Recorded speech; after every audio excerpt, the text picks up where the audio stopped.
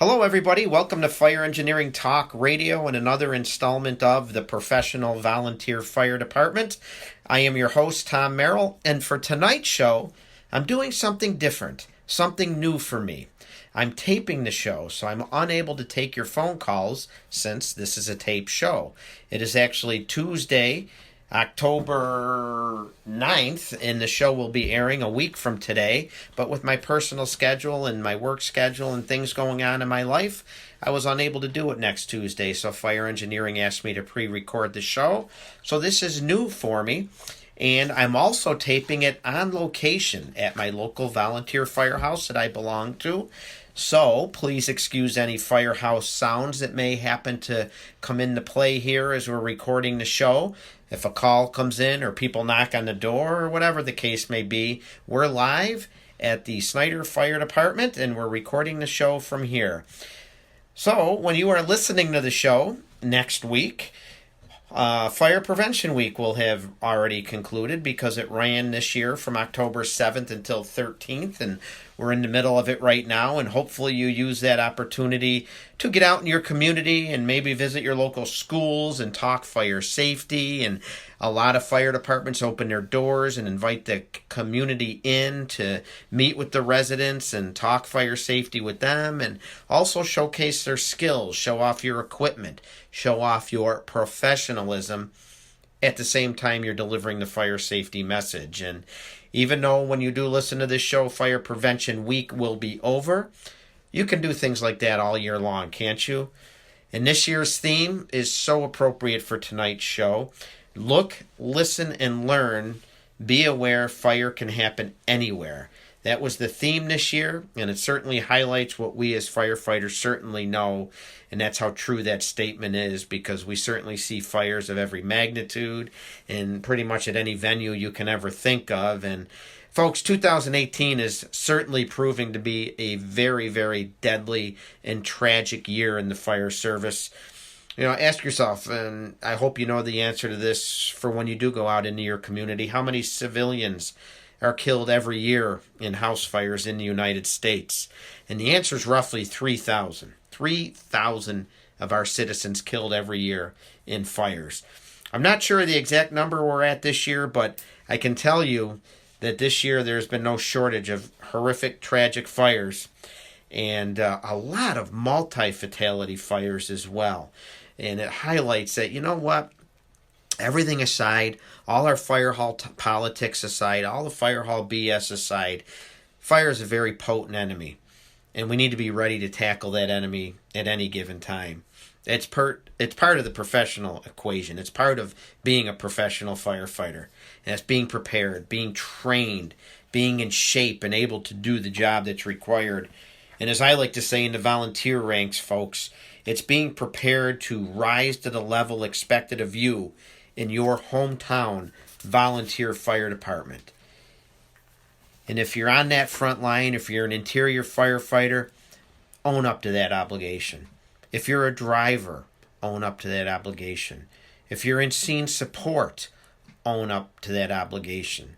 Hell, if you're a director of traffic, then be the very best traffic director there is. Be professional and be prepared to rise to the level expected of you. You know, as my guest on our last show, the great Chief John Buttino said, it's all about being prepared. Hey, he had some great quotes on that last show, and if you haven't had a chance to listen in yet, please do so. Go back and listen to the show from last month with Chief Buttino, because he did share so much great stuff. He had so much important information and so many life lessons and experience of his to pass on so we can share and learn from him. And it truly, truly was a great show. You know, and one of his great quotes was, you know, do you want to be part of this brotherhood and sisterhood, or do you simply want to be in the T-shirt club? And that's certainly something you should consider as a professional volunteer firefighter. Take the opportunity to be as prepared as you possibly can, to be ready for whatever role it is that you're expected to play in your volunteer department. And folks, since it's Fire Prevention Week, let's talk about the importance of taking the opportunity to get out into your hometown and preach fire safety. It's so important, as evident by all of these tragedies that we've seen this year. And you truly are doing a great service on behalf of the fire service by spreading the fire safety message and teaching children and everybody in your hometown community, for that matter, the important steps they can take to help protect themselves and their family from the ravages of fire. And while you're doing that very important job, you truly can connect with your community. You can showcase your professional image. It's all interconnected, and it's also so very important. So I certainly hope you had the opportunity to do that last week, or this week as I tape the show. And actually, as I said earlier, all year round, it's part of the equation. Hey folks, plan now for attending next year's greatest fire show conference in the world, and that's FDIC 2019, which is in Indianapolis. I will again be there presenting my class of professional volunteer fire department, and I certainly hope I can see you there. And as a reminder, FDIC in Indianapolis will run in 2019 from April 8th until the 13th, which will be here before you know it.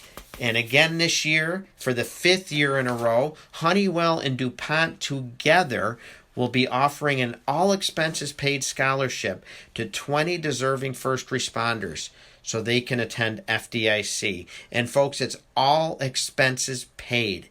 Airfare, hotel, registration. I believe there's even a food stipend. All you have to do is go to the FDIC homepage, which is available through fireengineering.com. At the top of the page, you'll see a menu titled Awards, and there's a link there to the scholarship. Or you can simply go to FDICscholarship.com for more information. If you've never been to FDIC, I highly encourage you to look into going to it. And if you've been there before, you certainly know what a great experience it is. Please, if at all possible, look into going to FDIC. You won't regret it. So we talked just a few minutes ago about this year's National Fire Prevention theme, which is Look, Listen, and Learn. Fire can happen anywhere. And we're going to focus tonight on fires occurring in homes that have some of our very vulnerable people in them, our citizens with developmental disabilities. They're often housed in what are called group homes. We also get a lot of medical calls and calls for assistance at those facilities as well. And there's a lot to know about these homes. There's a lot of nuances that go into being better prepared for when we do respond to them. So I guess we could call the topic of tonight's show Group Home Awareness for the Fire Service. And I'm pleased to have a representative from New York State's Division of Homeland Security and Emergency Services, Office of Fire Prevention and Control, and he's from the Inspections and Investigations Branch, and he'll be here tonight to discuss fire and EMS incidents in these homes that house people with developmental disabilities. I'm pleased to welcome John Buttino to the show tonight. He's from my hometown in Amherst, New York. He's the former chief of a neighboring department of mine, the Eggertsville Hose Company, which is our esteemed neighbor to the west, and they're a longtime mutual aid partner as well. And that's why we're coming to you live from my firehouse tonight. It was just easy for John to drive over tonight, sit down, have a cup of coffee, and talk about this very important topic. And just so you know, John has over 20 years in the Emergency Services Division. He experiences as a firefighter, chief of department. He's worked in the Communications Center, obviously his job with the New York State Department of Fire Prevention and Control. And with his job, one of his primary duties is to inspect these types of properties. And he's got some great information, some very important information to share with us all tonight. And it's important to mention before we get into the show that some of these topics that we're going to talk about tonight pertain to New York State. So we encourage all listeners to check with your local authorities and your local jurisdictions to see what maybe your regulations are and your conditions that apply to your particular hometown. But there's a lot of great information that he's going to share with us this evening that I'm sure does apply throughout the United States. So we're going to get into the show tonight and welcome John, and thank you very much for being here, Chief. Thanks, Tom. Thanks for having me. Absolutely. It's I'm glad we were able to find the time to do this. You and I have talked a few times about trying to do a show because it is an important topic. I've been traveling quite a bit, talking to firefighters from all over, all areas of the country, and these group homes are pretty much in everyone's neck of their woods. And before we get into that a little bit more, John, why don't you give our listeners a little bit about your history in the fire service and what led you to where you are today? Well, thanks again for having me, Tom. I've been a long-time listener of the podcast and, of course, close friends with you for many years and a colleague. And it's a pleasure to join you here on the show. And the topics you bring every week or every episode are really insightful and different and challenge us to be better firefighters and more professional firefighters. Just a little bit about me, like you said, my bio obviously is there. 24 years in the fire service, your neighboring department. We were chiefs together, and I worked in the 911 center for our county for about 10 years, and then did some other work with the county emergency services, and then I like to say I was on an old civil service list at the time, and a fatal fire happened that we're going to talk about in a few moments, and took the lives of 4 individuals from a group home. And it basically changed the trajectory of my career and my passion and what I find fulfillment in each and every day going to work, making people's lives, assuring that they can have the safety that we can rely upon each and every day, especially those that can not assure safety themselves. Basically, I work for New York State Office for Fire Prevention and Control, and we do many different things. We have different branches within our agency. We're under the umbrella of the Division of Homeland Security and Emergency Services. But fire prevention and control, for those of you that are in New York State, we work with our part-time fire inspectors or fire instructors that facilitate training. We work with our division that manages testing and requirements for the national standards. We have a special operations branch which does hazardous materials, technical rescue, and other functions. We have an arson and accelerant detection unit. We have, of course, our inspections as well, and probably many other features of our office that I leave out, but there's a lot of information available if you go to our website as well. It's a wonderful point of reference for any firefighter in New York State, or even if you're not in New York State, to be able to reference information that the Office of Fire Prevention and Control can provide for you as a local agency. But basically what we do is currently we inspect many different types of facilities throughout New York State. But one of the primary parts of my job is to conduct inspections at group homes.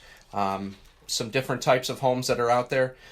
Basically, they're called group homes or individualized residential alternatives, or IRA is another name for them. But they became prevalent after the 1972 expose that Geraldo Rivera did. And I'm a history buff just like you are, Tom, and look up some of this on the internet. You can find a lot of videos on it and a lot of research over the years. But in 1972, individuals with disabilities were residing in institution-based programs throughout the state and probably throughout the country at the time. So at that time, Geraldo Rivera, when he was just coming into popularity, did an expose on some of the conditions at that site in Willowbrook, New York, and the state school. And he brought to light some understaffing, overcrowding, and many other conditions that the individuals were kept in, to not promote them to lead richer lives like they do today. That basically changed the trajectory of how individuals reside, and they live now in the communities. Homes just like many different residential communities throughout our country. 1 and 2 family homes, homes that you may drive by every day and not know that there's people with disabilities that live there. So it's interesting because, you're so right. So back in the day, they were basically institutionalized, these people. And it was the living conditions, I guess, as Geraldo Rivera pointed out, could be atrocious. So it's interesting how in the last decade or so it seems like these group homes have really taken off and have appeared in many neighborhoods. I have one just down the street from me, and is this a national thing? Did this happen nationally, that these individuals went from institutional type complexes into basically private type residence? State by state, a lot of the local and state municipalities and jurisdictions function the way they do, but obviously the focus is to get away from the institution-based system, but also into a community-type environment. But here in New York State, I know that they have done an incredible job to get people into the communities. People that have been yours and my neighbors for many years are out living and allowed to live richer lives in the community, working amongst everyone and having jobs, families, and out there shopping every day. And I think it's safe to say, too, when this started happening, there were certain stigmas associated with group homes, and I bet you there was some, I hate to say it, even some resistance in some neighborhoods to even having them in their neighborhood. And from my experience, these homes have been well maintained, they've been great neighbors, and I think it's been working out very well. Absolutely. How many homes do you drive by in your community that have a full fire alarm system and a sprinkler system installed in them and are safe and look aesthetically appealing in the community? The state agencies or the local agencies that may own the homes do a great job maintaining the homes, and I can tell you that from our agency that goes in to do inspections, they do a really good job. And when we say group home, let's define that a little more. Is it just people with developmental disabilities? Is there different levels that they have to meet certain criteria to be eligible to be in a group home, or do they have different levels of group homes? Well, many different. There can be many different types of group homes, whether they're run by local nonprofits, they can be run by church groups, they can be run by state or local voluntary non-for-profit groups. But the homes that we inspect and that we have partnering in is homes for individuals with developmental and physical disabilities. And but there are many different homes for example, recovering addiction and other types of housing opportunities that are out there. Those are all kept according to different criteria, according to the local and state municipalities.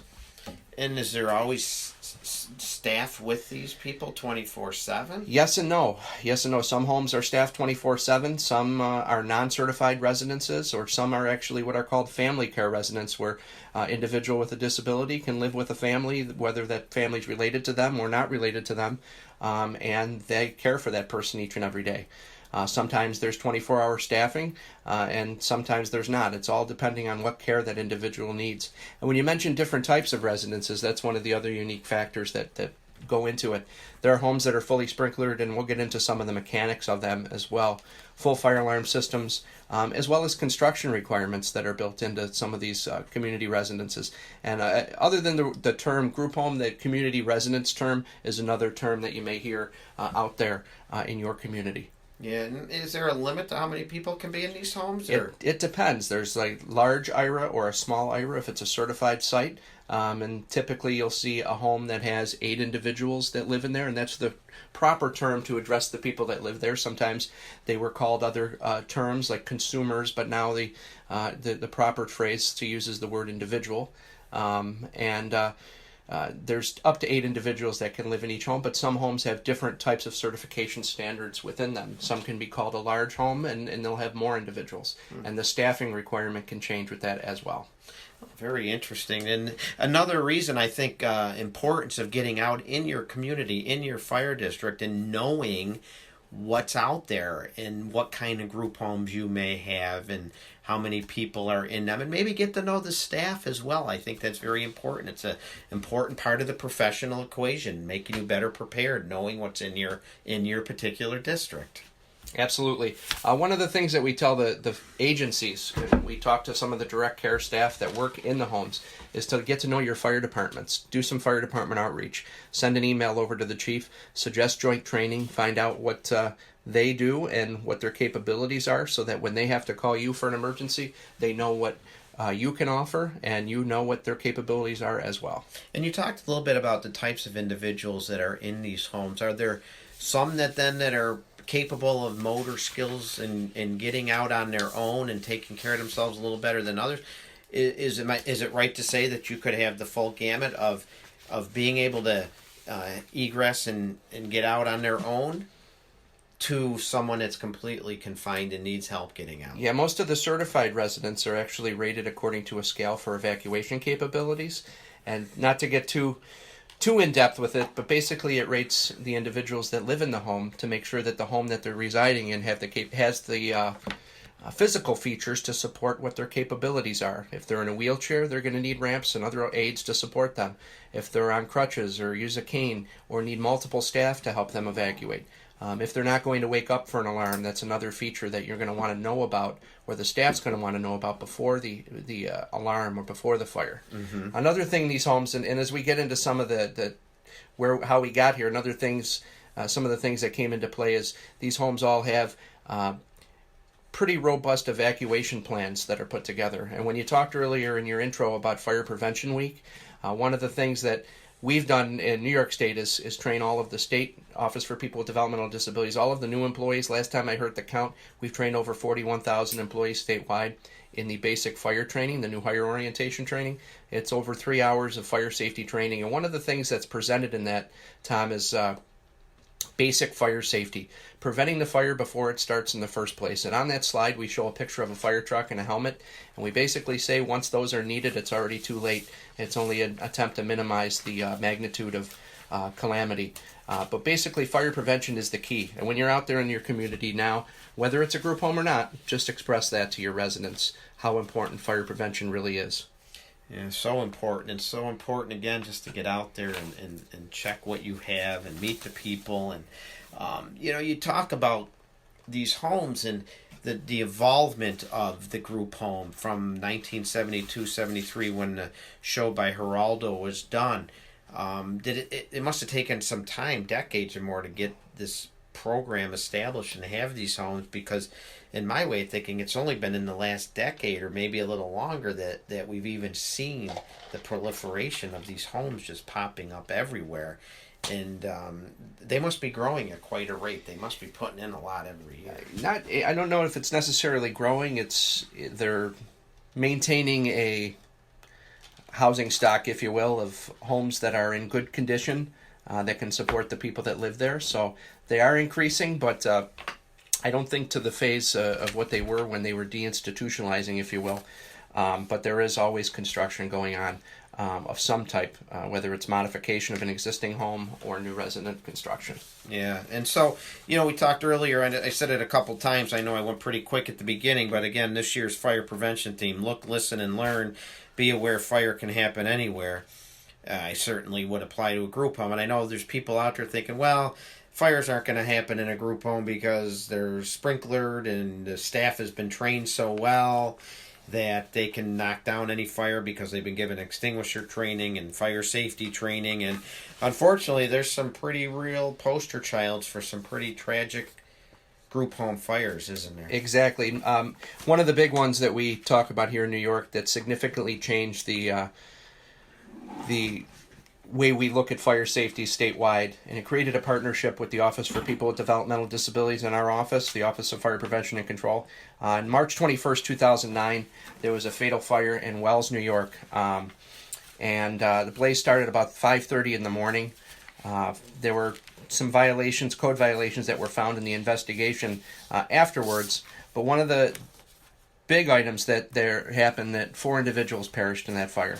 And actually 2 of the individuals were from that tragic Willowbrook complex that we talked about earlier in today's program. So 4 individuals died in that fire, and it was a significant impact to both the state, the community, and to those families.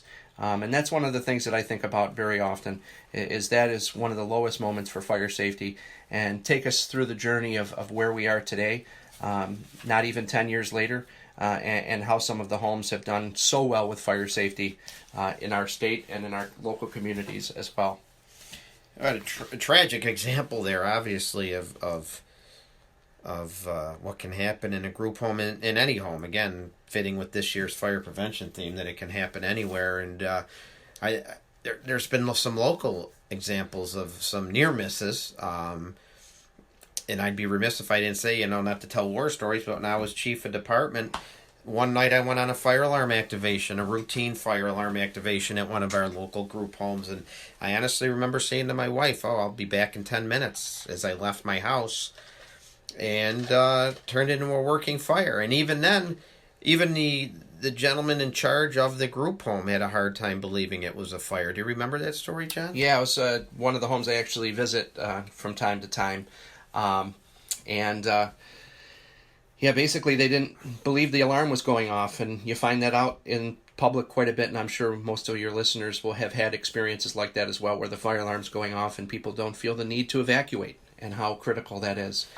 Just to go back on the fire at Wells, one of the biggest things that they found as a red flag was that the fire alarm had went off and detected the fire, and that before the fire department was summoned by the alarm company called the house back to verify that there was actually a fire. That's not good, and we certainly don't promote that, and it is a violation of the code as well, the fire code of the state of New York. So that is not good. So when we bring it back to the fire that you're talking about, also, the staff didn't realize that there was a fire, and you had told me at the time, I remember, until he's waving out the front door telling you it's a false alarm, and you're like, no, there's flames coming from the roof of your house. So it's a pretty significant fire. And we always talk about the number one priority of the fire service, and it's the same in the community. Life safety, property conservation, and continuity of operations as being our three goals. And think of the life safety, think of the property conservation that we're going to have if we're able to stop a fire, or if a sprinkler puts a fire out. But then where are these people going to go if the fire knocks their building out for a period of time? So it's another thing we like to let the agencies know when they're talking about fire prevention. It's preventing things long term. Yeah.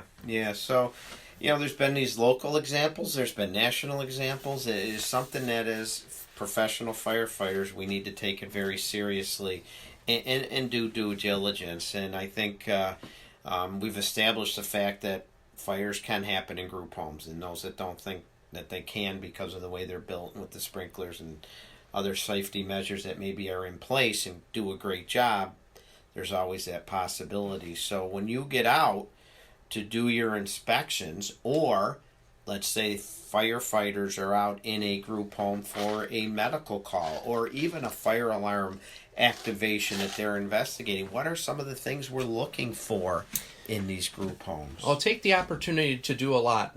Do a look and listen with the staff and with the home as well. Talk with the staff of how things are going in the home. If you're there for an alarm and it's determined to be a nuisance or a false alarm, see why that alarm's going off. Make sure staff knows why the fire alarm's going off, and make sure you're getting in touch with the proper people to see if you can remedy that for the future. If you're going to alarms on a regular basis for the same head at the same home, that's a significant impact to your department and your responders, but it's also an impact to the people that reside there. And they're having to evacuate on a regular basis, not just for drills and trainings, but for nuisance alarms. So one of the things that you want to do is work with the agencies, work with the local code enforcement official or fire inspectors, who's ever in charge of inspecting these facilities, whether it's a group home or not, and see what you can do to remedy the situation so that alarm and other protective features can function properly, but also function to where it's not going off unintended. Just to go back, Tom, we were talking about a couple fires we had here in New York, and one of the positive experiences that we had recently here in Western New York was a home that a group home fire we had out in Akron, New York, a couple months ago, and we had talked about it. And one of the neat things that happened there, it was a significant fire in the attic, set off an attic heat detector, which the attic in these homes are required to have in many municipalities, but everyone evacuated. I had gotten there 23 minutes after the fire department was there, and everyone's sitting on the front porch across the street. That's something you like to see. You go in and look at the fire alarm panel, and it simply said one head was activated. It was an attic detector, and a significant fire had ensued. It was not sprinklered. It was not a sprinklered facility, but you're always positive when you can see quick and effective operation by the fire department, but most importantly that everyone got out safely. Yeah, and it's funny because the fire alarm that I had that turned into a working fire also was an attic fire starting above the bathroom due to a faulty bathroom fan.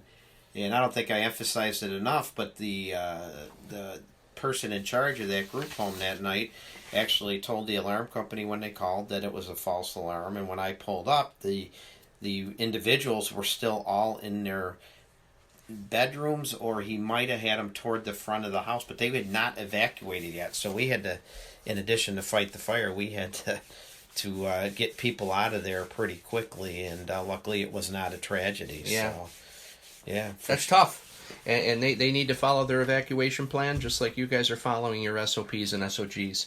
And the fires can also happen in private homes. Individuals that live with their family, or like we mentioned earlier, family care settings. Some fire departments may not even be aware that these homes exist in their communities. Reach out to your community, reach out to some of the local agencies to see what you have and what's in your community. Do some pre-planning. Yeah. One of the coolest things when we talked about putting this podcast together for this episode, I was excited because I don't think you've had too many on code enforcement or fire inspections. So it's really an art of being a professional firefighter that is really exciting. Yeah. Yeah, and it's so important, so important. And for listeners out there, I'd just like to remind everybody that you are listening to Fire Engineering Talk Radio in tonight's pre-recorded installment of the Professional Volunteer Fire Department. I am Tom Merrill, and I'm so pleased and honored to have a longtime friend of mine here tonight, past chief of our neighboring department, the Agrittville Hose Company, and John Buttino, who works for the New York State Office of Fire Prevention and Control and Division of Homeland Security, and talking to us about group homes and very important information that we need to be aware of as firefighters regarding group homes in our area. And I'd like to thank our sponsor again, Honeywell and DuPont. Again, they're offering an all-expenses-paid scholarship for 20 lucky recipients to attend FDIC next year. All expenses paid. Go to the FDIC homepage via fireengineering.com. Again, at the top of that page, you'll see a menu titled Awards, and there's a link to the scholarship. Or simply go to fdicscholarship.com for more information. But thank you so much to Honeywell and DuPont for sponsoring these fire engineering podcasts and for offering these scholarships to the premier fire training event in the world. So again, talking with Chief John Buttino from the New York State Office of Fire Prevention and Control. We're talking about group home fire safety and awareness for firefighters of group homes in their area and what they need to know. And again, it's important to mention that some of the things we're talking about tonight come from New York State. And listeners are encouraged to check with your local authorities having jurisdiction regarding local conditions and local regulations regarding group homes in their area. So, John, it's important to work with the staff at these group homes, too. And I would imagine New York State in our area is providing the fire training, but there's nothing to say the fire department can't provide that training, correct? No, it's actually encouraged. Any department outreach that you can have is better. And in fact, I like to tell a lot of the staff, if the fire department's not coming here for false alarms on a regular basis, they're probably going to be more engaged to want to help you on a regular basis. But please reach out to your local volunteer fire department, your local career fire department for that matter, to work on what their capabilities are and some joint training and education. Or visit the firehouse, arrange a visit to the firehouse and see what you can do. And I imagine one of the stigmas we're facing with group homes, and I admit it, I've fallen into it, it's the cry wolf syndrome. We do go to a lot of burnt food calls at group homes. And what are some things that, instead of yelling and screaming and getting upset, can a fire chief work with the group home people as well as maybe New York State or their jurisdiction in their area to take care of some of the issues that might be causing these nuisance alarms? Yeah, just like with any occupancy in your community, you got to work with the right people. If you're just telling the person that's there when you have the alarm that this head's going off, it's probably not going far enough. You got to send someone back during the day, make a couple phone calls, send an email, reach out to what you can do. A lot of homes that we found that we don't inspect or have inspected, or just homes in my fire district, they'll have a smoke detector that's right above a stove or within a vicinity of an area where you're going to have cooking discharge, if you will. Have a proper ventilation system in place. Have heat detectors if you can instead of smoke detectors in your kitchen if the occupancy and the certification will allow you to do so. But reach out to the local agencies and your local municipalities to see what you can do, to know what you can do, to make the facilities as protected as possible, but also not compromising their safety and not compromising the necessary need for your response. Mm-hmm. Mm-hmm.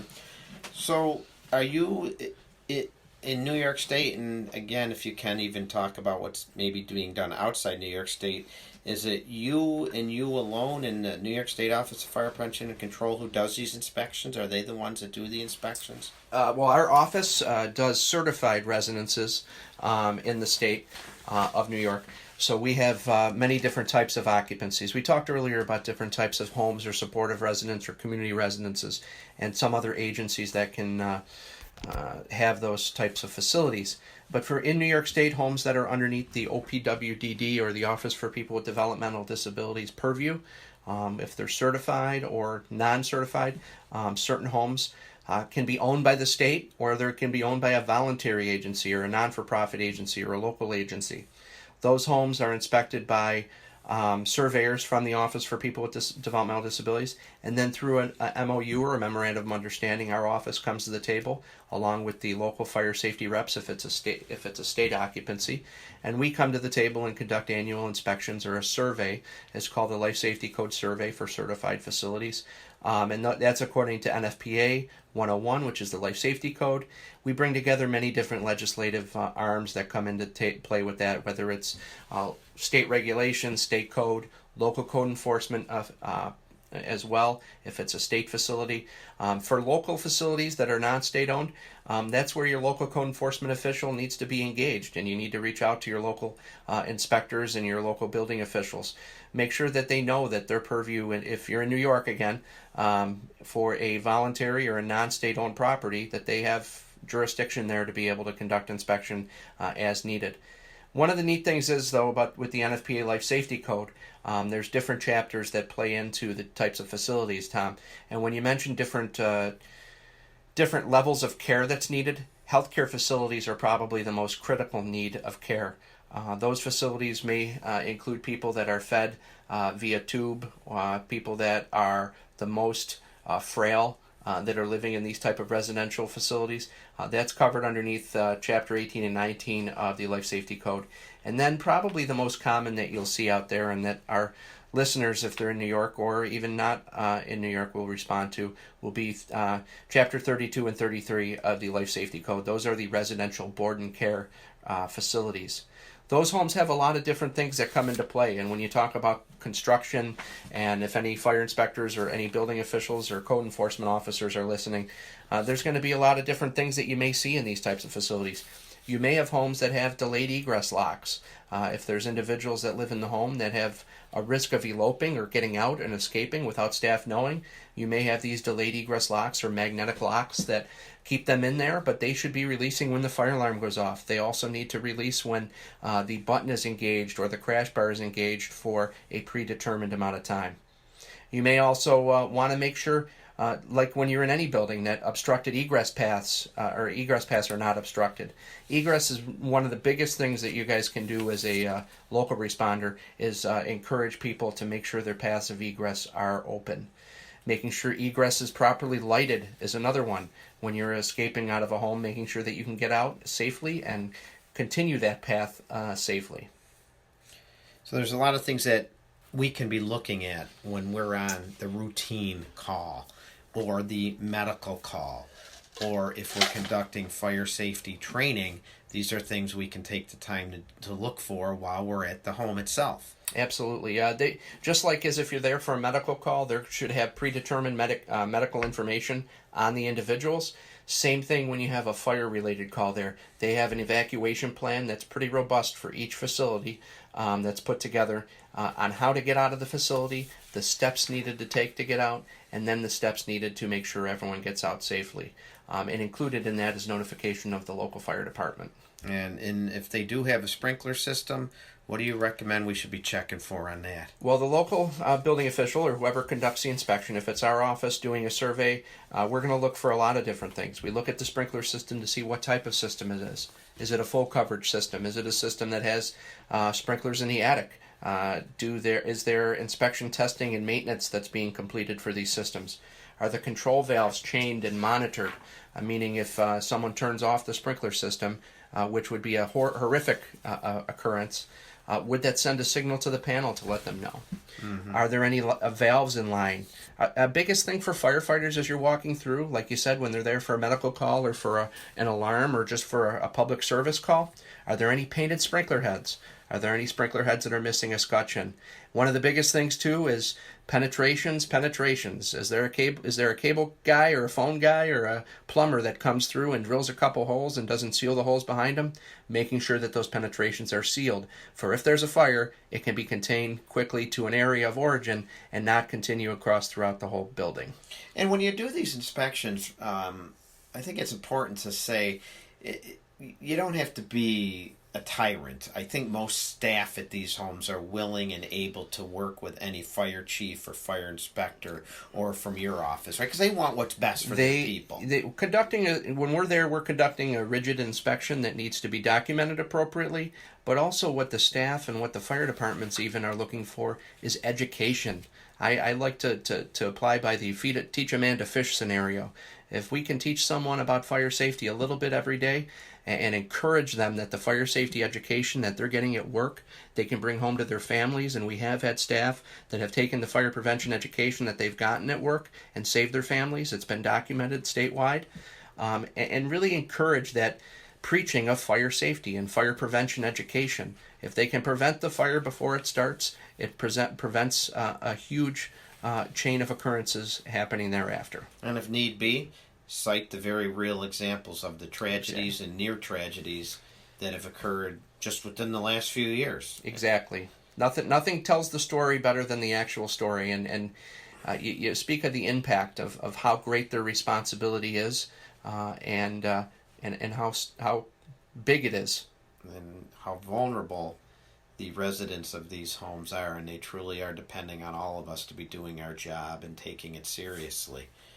And John, when you continue with these inspections, you mentioned some very important points about the sprinkler system, but let's face it, the fire chief, the firefighter, oftentimes are getting to the alarm panel for a quick reset or to see which head might have gone off. But are there things they should be looking at with the alarm system, the alarm panels that they should be aware of? Yeah, definitely. The alarm panels, if there's a fully fire alarm system that's equipped in the building, you're going to want to make sure, and if we're there for an inspection or a survey, we're looking to make sure they also have inspection test documents, making sure every head and every detector is documented on that test sheet according to what NFPA mandates. Look for damage or missing fire alarm devices, whether it's a smoke detector or whether it's a pull station that may be taken off the wall. I remember going into a restaurant here not too far from where we are tonight a couple years ago, and they had a thermostat lockbox over their pull station. And when I asked the attendant there, he goes, if I don't have it locked, people will pull the alarm. And I'm like, exactly. Making sure there's approved covers on your manual pull stations. And that's one of the big things I face when we talk about fire prevention education. We're finding adults out in the community, not just in group homes, but we had it in our local shopping mall. We had a fire, and adults are afraid to pull the pull stations because we get told growing up, don't ever touch that fire alarm, don't ever pull that fire alarm. Then we had an actual fire, and they didn't want to pull the pull station. So pull stations are an integral part of fire safety. That's why they're located at the doors. You want to pull the alarm and leave. But if you're having an issue with people pulling the alarm for malicious reasons, there are certain approved covers that are approved for that.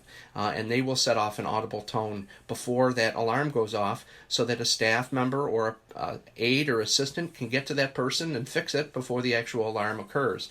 That's one of the things that you also want to look into. Look for modified or improperly installed systems. Look for the DIY work that may be done. I remember a while back I was called to take a look at an extension cord at a house that we didn't inspect, and we were called in, hey, can you come over, take a look at this just for some advice? It was an extension cord, and I had gotten there, and it was an apartment that the gentleman had rewired the whole apartment himself with extension cord wire. Put in his own recessed lightings and everything.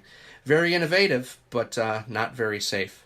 Yeah, and I imagine electrical is something, too, we got to be careful of. About a third of the violations, last time there was this big study done in the homes we inspect, about a third of the violations we find statewide are electrical in nature, whether it's unlabeled circuit breakers, lack of signage for your backup generators, unapproved power taps. Power taps are big. We have these in our homes, and in the homes we work in, I say in the homes we live in. Power taps, making sure that they're plugged directly into a wall outlet.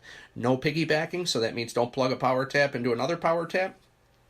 And for heaven's sake, if you need a power tap with a long cord, buy the longer power tap. Buy a power tap that's reputable name and a reputable brand, that's UL listed. Don't screw the power tap to the wall unless you're using the actual holes on the back of the power tap to do so. We've, believe it or not, found somebody once that screwed through the ground hole on the plug to screw the power tap to the wall because they thought that that was actually the mounting hole. Not good. Look for other general electrical hazards, frayed wires, people putting lampshades on and not removing the plastic wrapper off of it and having the heat from the bulbs actually melt the wrapper on that. General fire safety hazard, folks. These are the big things to look at in your community, whether you're at a group home or not. You know, it'd just be like in any normal house, Yep. really, what you're looking for. And again, even though these homes maybe are a bit more closely monitored, we have the same issues that you'd have in any normal home. But hopefully with the inspections being done, we have a better chance of catching them in these homes than maybe we do. But again, we could be doing these things at routine calls at residential houses as well. You know, it's so important, and demonstrate your concern for your constituents by focusing on these fire safety items and safety items. And you know, what other nuances are we should be aware of with group homes? Well, you may have portable fire extinguishers that are located by the exits or one on each floor, depending on what type of home it is. Make sure those are inspected and maintained appropriately. Make sure that they're in sound condition, and we teach the staff when we're there for inspections on a regular basis how to actually do an extinguisher inspection. A CO alarm. Make sure CO alarms are present in the facility, whether 15 feet from the sleeping area or in any area where there's a fuel burning appliance.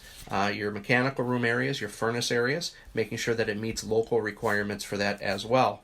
Making sure that general housekeeping items or combustible storage things aren't stored next to your furnace or hot water tank. We've had some homes actually take an extra step and paint lines on the floor and put tape on the floor so that people don't put things next to the furnace or hot water tank. And these are things that we should be checking at our own homes as well. Storage of power equipment, propane, oxygen storage, making sure you're not exceeding the amount for a 1 and 2 family home.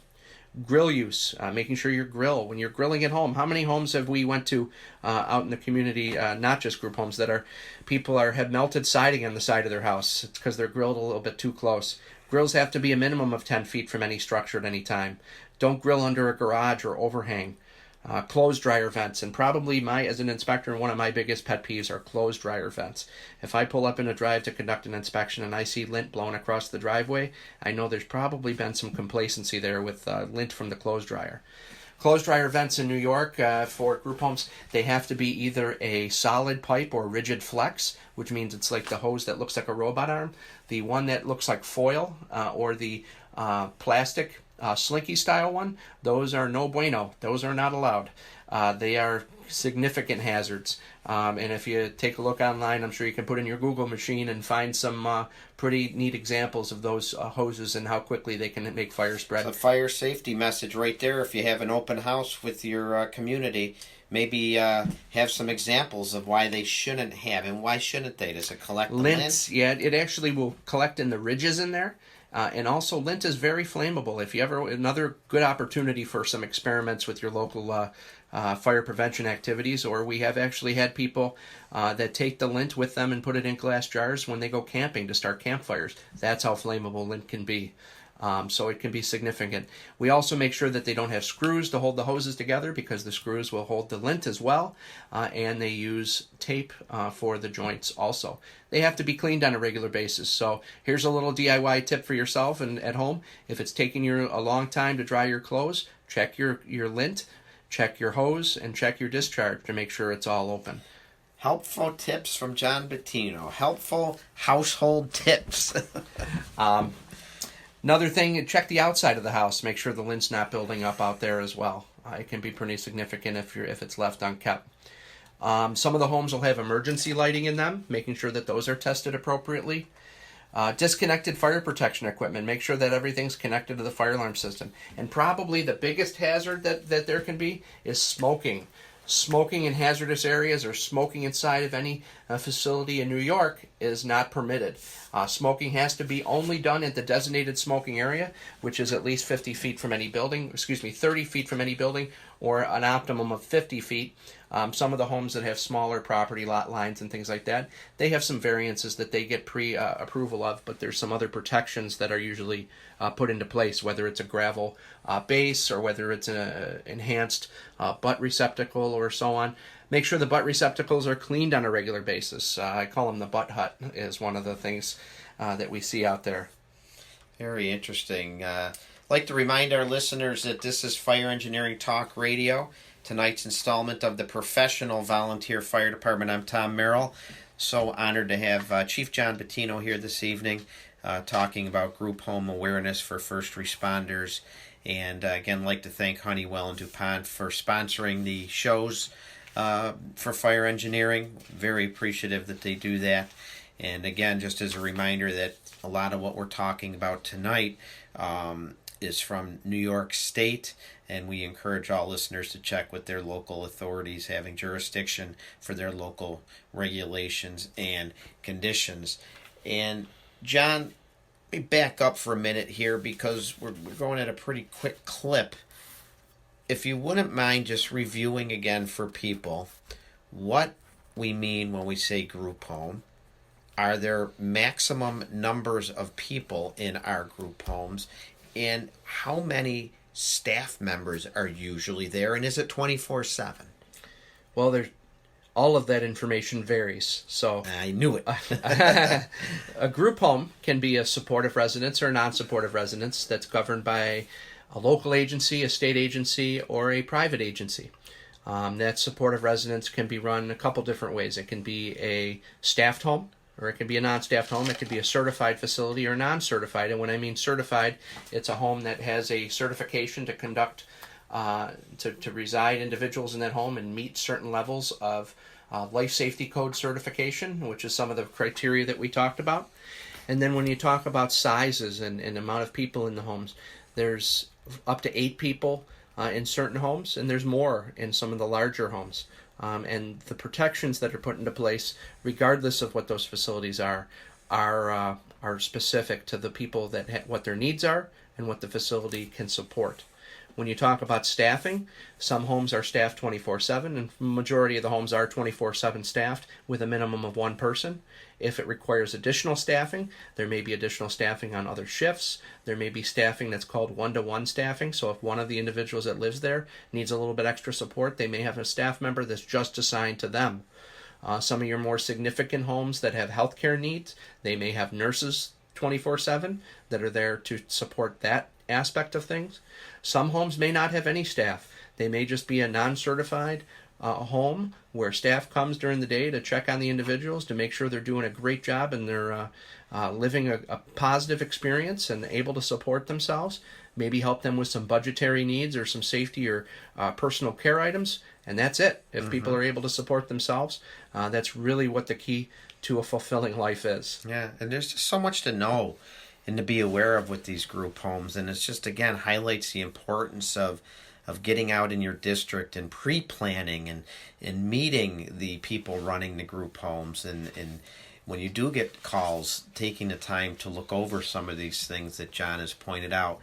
And no matter what kind of group home you have in your district, or you might have many different kinds, I think it's important to realize that they depend on us and we depend on them, and it's all of us working together that helps protect these very vulnerable residents that may reside in the group home. And I'd like to shift gears for a minute. We've talked a lot about fire safety, and importantly so, and because there's been tragedies and fire is such a thing to be prepared for, but we might go to a lot of medical calls at these homes as well. And I think sometimes first responders are caught off guard and maybe don't know some of the nuances in dealing with people with developmental disabilities. And can you provide any tips for what we should know as first responders when we go into homes like this, of what to do and not do when dealing with the individuals. Excellent, Tom. So the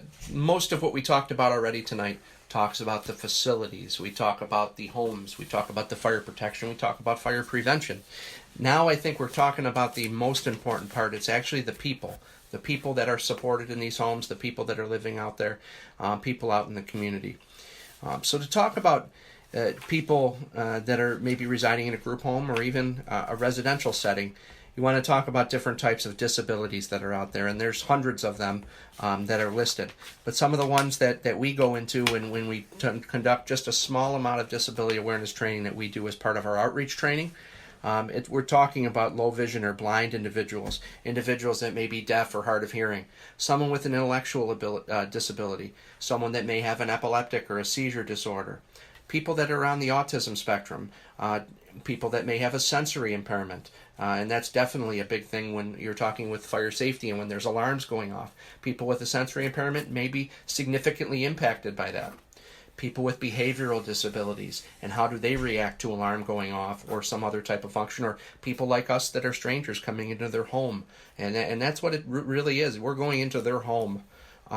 Spinal cord injuries, mental illness, physical disabilities like cerebral palsy, muscular dystrophy, or someone with a spinal cord injury are all examples of common disabilities that are out there. The key for us that are responding, whether we're an inspector, a firefighter, a police officer, an EMT, or anyone that may be going to the homes, is to have a discussion with the staff that works there, and more importantly, have a discussion with the people that you're dealing with, the individuals themselves. Have it on their level. Get down to their level and talk to them, just like you're talking to your brother, sister, mother, daughter. Don't talk loud if you think everyone is hard of hearing, so don't speak with a raised voice. There may be people that live in the homes that may be intimidated if you're wearing a uniform or you have a badge on. Maybe cover your badge with your hand and maybe have more of an approaching type of experience. Or the biggest thing you can do is we probably have people on our staff, if we're responding, that, hey, I know Tom's really good at dealing with people that are vulnerable or less a little timid. Maybe Tom is the good one to go in there and really talk on our behalf and get some communication needs out there. Really think about putting people first, and that's what the OPWDD principle really is, putting people first. People with disabilities are just like you and I, making sure that they are treated appropriately, making sure that you have an interactive discussion with them on what their need is, whether it's a medical emergency, whether it's a fire emergency, whether it's a emergency inside the building. Do they have a natural gas leak? Do they have an emergency management issue? Is there a storm or some other type of emergency that's coming through the area? So really find out what it is. Probably when we talked about some of the valuing things, probably some of the most valued experiences I've had in the last few years have been actually to talk with some of the individuals that live in the homes. People that have literally been my neighbors over the last 10 years or so that I've recognized from around the fire station or visiting when we're out on calls. I'm sure you've seen a lot of people that are out in the community. One of my neighbors that I hadn't seen for a few years, his grandmother passed away, and he was living with a disability for many years, and his grandmother was taking care of him. And come to be known, he's living in one of the apartments that I inspect now. And got to catch up with him and have some really good discussion, and it's really enjoyable. And just think about what the people are and how you would want to be treated, and just be nice. Be nice, as the great Alan Brunacini always reminded us. And well, if firefighters, fire chiefs, commissioners, presidents wanted to bring training to their area, I know you might be able to speak specifically for New York. Yeah, we have a program called Group Home Awareness for the Fire Service. It's a fire department outreach course that we have. Contact your law office of fire prevention and control or your local fire coordinator's office to request training. It's available for a one-night outreach course. It actually combines a couple different things. It's a 2-hour classroom training. It's a one-night class, so it's two hours in the classroom, and then we go out for an hour and we visit the local homes in your fire district. We actually, if you're a code enforcement official as well in New York, it provides 2 hours of in-service training for code enforcement also. But it is designed for firefighters, and it is available. Anyone that's looking to fill some drill spots after the first of the year especially, it's a nice one-night class to do some pre-planning in your community at some of these facilities that you may or may not know exist. Yeah, a lot of good points tonight. It's an awareness to start with that these group homes are out there, and in many cases, there's a lot more of them than you may even realize. I think sometimes when we do realize they're there, we have the cry wolf syndrome where, it's just an alarm call. I'm the poster child who said to his wife, I'll be back in 10 minutes, and it turned into a full-blown structure fire. Mine was not a tragedy other than property lost. There's been some very real tragic fires, and that serves as a great reminder to all of us to be prepared and to be ready and to take this seriously. Group homes coming from the old days of institutionalizing people like this, and some very poignant exposure of that. Geraldo Rivera with the big one, and other articles and information coming to light that, hey, we can't treat people this way and house them this way. So now they're in homes that appear, for all intents and purposes from the outside, to be a normal family home, well maintained, nice people in them, but people that might be a little vulnerable and need our help. And we need to be prepared to help them. And we can do a lot ahead of time. And I hope by taking some of these points that John Buttino shared with us tonight, you might be just a little more prepared in your district to take care of not just the people, but the administrators of the group home, to work better with them, and to just be better aware and bring that information back to your people that they need to know to serve their group homes. John, before we move on to signing off, is anything we missed? Anything you want to refocus on or highlight one last time? No, just contact through the podcast if you have any questions, and obviously check in as well. We can provide some feedback also to some of the training that's available. We can also provide some links to some of the videos and some of the stories that we talked about as well. Just want to thank you, Tom, for inviting me and putting this program together. I'm really able to take the message out globally to many people. It's so important. And John, if you obviously have a lot of great information to share, and if we didn't cover something tonight or somebody wanted to get a hold of you to maybe bring a presentation to them regarding group home awareness, or just had some questions, what's the best way that they can get a hold of you? Well, they can get us online at the Office of Fire Prevention and Control through the web. They can get in touch with me at john.buttino, Buttino, at dhses.ny.gov. And we'll have that listed as well, hopefully in the summary, maybe for the podcast, as well as online through social media. Yeah, absolutely. Just such an important topic. It's 2018, soon to be 2019, people. And I say this affectionately, and I say this with the best intentions. The fire service of yesteryear was great. I joined in 1982. I rode the back step. Those were great days. And I know those predecessors before me from the 50s and 60s, some of whom still proudly serve in my volunteer department, just like I'm sure they do in yours. Those were great days. But those days aren't coming back. It's 2018, soon to be 2019. This topic tonight is a very prevalent topic in today's world, and it's part of the fire service today. So take it to heart, be prepared, understand the homes in your community, get to know the residents, the administrators, and take a few extra minutes when you are on that alarm due to cooking or the medical call to look around. Look for some of the things that Chief Buttino discussed with us tonight, and work with them to ensure that the residents are as protected and safe as they possibly can be, because it's part of the professional equation. So folks, as we sign off for tonight, again, this was a first for me, a pre-recorded show here live from the Snyder Fire Department headquarters in beautiful downtown Snyder, New York.